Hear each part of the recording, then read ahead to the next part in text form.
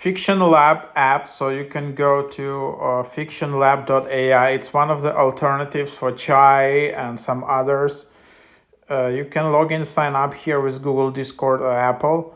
However, for me, sign up doesn't work. There are some bugs. And then you can then just see some scenarios. It's kind of like a role-playing app. It's not exactly like AI chat, but yeah, it's quite addictive and good one. So people saying it's trending. As you can see, I like doesn't work for me.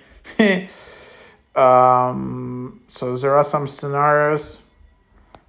New and rising. You can see different scenarios where you can participate in chat with like bots in there. You can create your own scenarios, generate images, simplified version, create scenarios. Then there are chats, and there are profiles, and then you can see here. So that's the idea. Unfortunately, yeah. Then you can just see settings, and then you can see like tiers, but there is no iOS app as I understand. So something is that. So but anyhow, that's the idea.